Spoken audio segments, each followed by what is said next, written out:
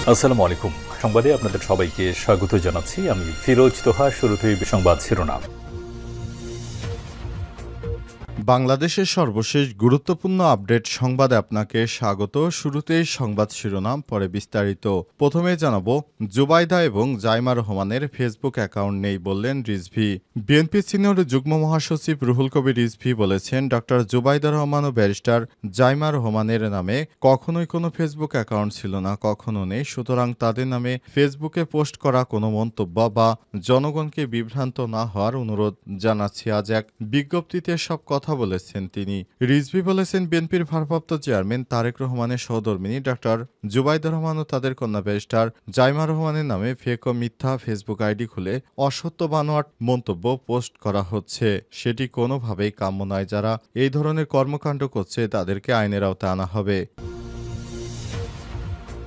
জানাবো, ইসরায়েলের Ben Gurion আন্তর্জাতিক বিমানবন্দরে ড্রোন হামলা, গাজায় আগ্রাসনের প্রতিশোধ ইয়েমেনের। ইসরায়েলের অধিকৃত তেল আবিবের বেন গুরিয়ন আন্তর্জাতিক বিমানবন্দরে সফলভাবে ড্রোন হামলা চালিয়েছে ইয়েমেনের সশস্ত্র গোষ্ঠী হুতি বিদ্রোহী যোদ্ধারা। এই হামলায় তারা গাজায় ইসরায়েলি আগ্রাসনের বিরুদ্ধে প্রতিশোধমূলক প্রতিক্রিয়া বলে উল্লেখ করেছে। আজ ইয়েমেনের সামরিক বাহিনীর মুখপাত্র ব্রিগেডিয়ার জেনারেল ইয়াহিয়া সারি এক বিবৃতিতে এই তথ্য নিশ্চিত করেছেন। এরপর জানাবো, ইসরায়েলের উপর নিষেধাজ্ঞা দিতে পারে ব্রিটেন। যুক্তরাজ্যের প্রধানমন্ত্রী কিয়ার স্টারমার ইসরায়েলের সাম্প্রতিক কর্মকাণ্ডকে অসহনীয় ভয়াবহ উল্লেখ করে দেশটির বিরুদ্ধে নিষেধাজ্ঞা সহ আরও ব্যবস্থা নেওয়ার বিষয়ে বিবেচনা করছে। যে কোনো সময় দখলদার ইসরায়েলের বিরুদ্ধে এবার নিষেধাজ্ঞা আরোপ করতে পারে ব্রিটেন।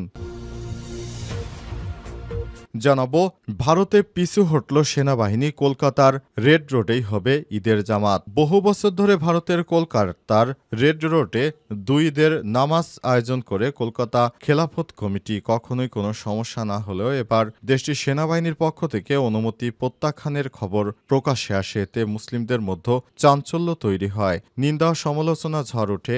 এক পর্যায়ে ঈদের জামাত নিয়ে সংশয় দেখা দেয়। অবশেষে পিছু হটে সেনাবাহিনী, ফলে রেড রোডেই পবিত্র ঈদুল আজহার জামাত অনুষ্ঠিত হবে বলে আজ এক সংবাদ বিবৃতিতে জানিয়েছে খেলাফত কমিটি। এবারে জানাবো, সবচেয়ে বড় যুদ্ধ বন্দি বিনিময় প্রস্তুত রাশিয়া।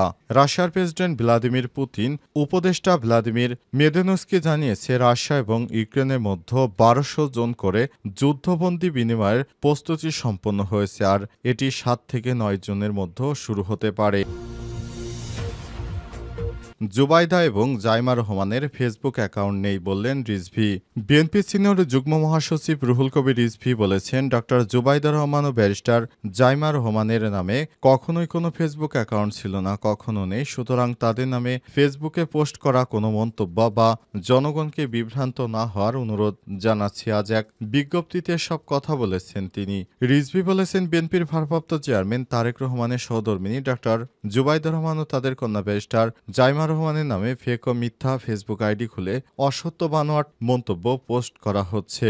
সেটি কোনোভাবেই কাম্য নয়। যারা এই ধরনের কর্মকাণ্ড করছে তাদেরকে আইনের আওতায় আনা হবে। রিজভী আরও বলেছেন, বিএনপির ভারপ্রাপ্ত চেয়ারম্যান তারেক রহমানের সহধর্মিণী, তিনি কখনোই এসব পোস্ট করেন না। তিনি আরও বলেন, এআই ব্যবহার করে ডক্টর জুবাইদা রহমান ও ব্যারিস্টার জাইমা রহমানের ছবি ও ভিডিও তৈরি করে সামাজিক যোগাযোগ মাধ্যমে প্রচার করা হচ্ছে। বিএনপির এই নেতা তারা বলেছেন, এসব অপপ্রচারের লক্ষ্য হচ্ছে জনমনে জিয়া পরিবারকে নিয়ে বিভ্রান্তি সৃষ্টি করা।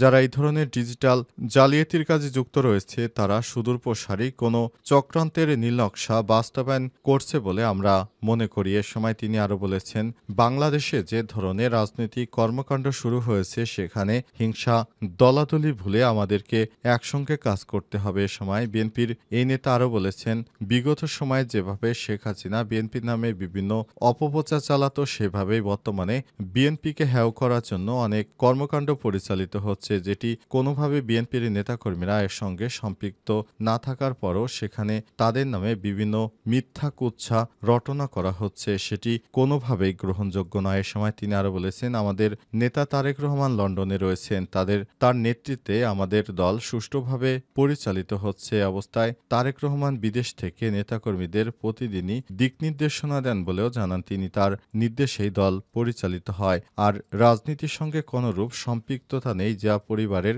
জাইমা রহমান এবং জুবাইদা রহমানের। তারা তাদের কাজকর্ম নিয়ে ব্যস্ত, তারা রাজনীতির সঙ্গে যুক্ত নয়। এ সময় রুহুল কবির রিজভী আরও বলেছেন, যারা অপপ্রচার করছে তারা বিএনপির ভাবমূর্তি নষ্ট করতে চায়। সুতরাং তাদের এই ধরনের মিথ্যা তথ্যে বিএনপির কোনো ক্ষতি হবে না বলেও মনে করেন বিএনপির সিনিয়র যুগ্ম মহাসচিব। বেন গুরিয়ন বিমানবন্দরে ড্রোন হামলা ইয়েমেনের। গাজায় আগ্রাসনের প্রতিশোধ নিল ইয়েমেনের হুতি বিদ্রোহীরা। দখলদার ইসরায়েলের বেন গুরিয়ন আন্তর্জাতিক বিমানবন্দরে ব্যাপক হারে ড্রোন হামলা চালিয়েছে হুতি যোদ্ধারা। এই হামলায় ইসরায়েলের সবথেকে বড় আন্তর্জাতিক বিমানবন্দর বেন গুরিয়ন আন্তর্জাতিক বিমানবন্দর বন্ধ হয়ে গেছে অবস্থায় নেতানিয়াহু এবং ইসরায়েলিরা পালাতে শুরু করেছে। ইয়েমেন থেকে হুতি যোদ্ধাদের মুখপাত্র ব্রিগেডিয়ার জেনারেল ইয়াহিয়া সারি জানিয়েছেন, আমরা কোনোভাবেই দখলদার ইসরায়েলি বাহিনীকে ছাড় দেব না। আমরা আমাদের সর্বোচ্চ চেষ্টা দিয়ে ইয়েমেনের যোদ্ধারা নিরীহ ফিলিস্তিনিদের পক্ষে দাঁড়িয়েছে। তারা জানিয়েছে, এই হামলার ফলে ইয়েমেনের হুতি যোদ্ধারা তাদের শক্তি জানান দিল দখলদার ইসরায়েলি বাহিনীকে, দেখো কিভাবে আমরা আগ্রাসনের জবাব দেই। দখলদার ইসরায়েলি বাহিনী জানিয়েছে, নিরীহ ফিলিস্তিনিদের উপর তারা যে অমানসিক নির্যাতন শুরু করেছে তাদের একটাই উদ্দেশ্য, সেটি হচ্ছে নিরীহ ফিলিস্তিনিদেরকে তাদের এলাকা ছাড়া করা। আর ইয়েমেনের যোদ্ধারা জানিয়েছে, নিরীহ ফিলিস্তিনিদের পাশে দাঁড়িয়েছে। তারা ইসরায়েলকে কঠিন থেকে কঠিন শিক্ষা দেবে। আর এই শিক্ষার ফলে নেতানিয়াহু যেন ভবিষ্যতে আর কোনো মুসলিম কান্ট্রির দিকে চোখ তুলে তাকাতে না পারে, এজন্য এই হামলা চালিয়েছে। এই হামলার ফলে দখলদার ইসরায়েলের এখন বিলিয়ন বিলিয়ন ডলারের ক্ষতি হচ্ছে, কারণ তাদের বিমানবন্দর একরকম ধ্বংসের দ্বারপ্রান্তে দাঁড়িয়েছে। ইসরায়েলের উপর নিষেধাজ্ঞা দিতে পারে ব্রিটেন। যুক্তরাজ্যের প্রধানমন্ত্রী কেয়ার স্টারমার ইসরায়েলের সাম্প্রতিক কর্মকাণ্ডকে কাণ্ডজ্ঞানহীন ও অস্বভাবক উল্লেখ করে দেশটির উপর নিষেধাজ্ঞা জারি করার বিষয়ে তারা আলাপ আলোচনা শুরু করেছে। যুক্তরাজ্য জানিয়েছে, এভাবে নিরীহ ফিলিস্তিনিদের উপর হামলা কোনোভাবেই তারা সমর্থন করছে না। হাউস অব কমন্সের এক প্রশ্নের জবাবে তিনি বলেছেন, আমরা সামরিক অভিযান সম্প্রসারণ ও বসতি সহিংসতা এবং মানবিক সহায়তা আটকে দেওয়ার ঘটনার শক্ত বিরোধিতা করছি। তিনি আরও বলেছেন, আমাদের যুদ্ধবিরতি ফেরত দেওয়া যাওয়া দরকার। অনেকদিন ধরে আটকে থাকা জিম্মিদের মুক্ত করা দরকার এবং গাজায় দ্রুত আরও সাহায্য করা দরকার, কারণ এটি এখন অসহনীয় এবং ভয়াবহ পরিস্থিতির মধ্যে রয়েছে। এদিকে ফিলিস্তিনিরা বলছে, গাজায় এখন আর কোনো নিরাপদ জায়গা নেই। দুঃখজনক, গাজায় আর কোনো নিরাপদ জায়গা নেই। গাজায় রয়টার্সকে বলেছেন মাহরান খোদর নামের এক ব্যক্তি। তিনি আরও বলেছেন, এমনকি যারা তাঁবুতে ঘুমায় তারাও এখন সব সময় বিপদের মুখে পড়েছে। আমরা কোথায় যাব, কি করব? এতদিন ক্ষুধায় মরছি, এখন বোমা পড়ছে, আমাদের শিশুরা কঙ্কালে পরিণত হচ্ছে। দখলদার ইসরায়েলি বাহিনীকে কোনোভাবেই আর ছাড় দেয়া যাবে না, কারণ যেভাবে নিরীহ ফিলিস্তিনিদেরকে হত্যা করছে সেটি বিশ্বের মানুষ কোনোভাবেই মানতে পারছে না। নেতানিয়াহুকে বারবার নিষেধ করা সত্ত্বেও এই ধ্বংসযজ্ঞ চালিয়ে যাচ্ছে। ভারতে পিছু হটল সেনাবাহিনী, কলকাতার রেড রোডেই হবে ঈদের জামাত।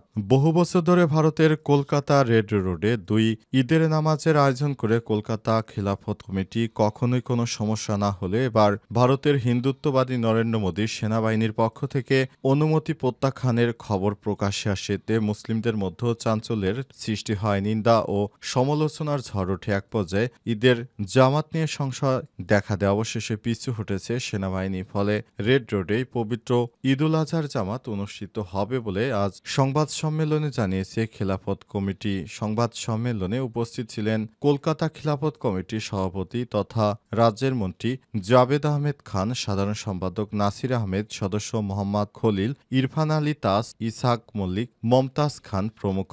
সাংবাদিকদের প্রশ্নের জবাবে জাবেদ আহমেদ খান বলেছেন, একটি সমস্যা হয়েছে আমাদের সঙ্গে, সেনা কর্মকর্তা ও রাজ্য প্রশাসনের কথা হয়েছে। রাজ্যের মুখ্যমন্ত্রী মমতা বন্দ্যোপাধ্যায় নিজে হস্তক্ষেপ করেছেন, সব সমস্যা মিটে গেছে।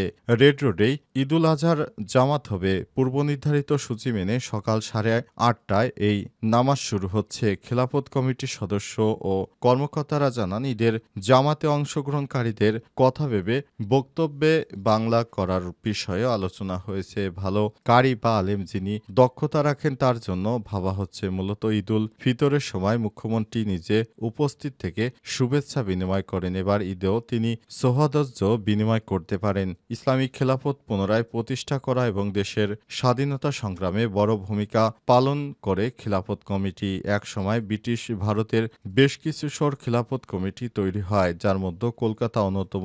ওই খেলাফত কমিটির অস্তিত্ব নেই বললেই চলে। বর্তমানে কলকাতা খিলাফত কমিটি রেড রোডে 2 ঈদের নামাজ ও সামাজিক কিছু কাজকর্ম করে থাকে। মাওলানা শওকত আলী, মোহাম্মদ আলী, মহাত্মা গান্ধীর মতো প্রথম সারির নেতারাও নেতৃত্ব দেন খিলাফত কমিটির।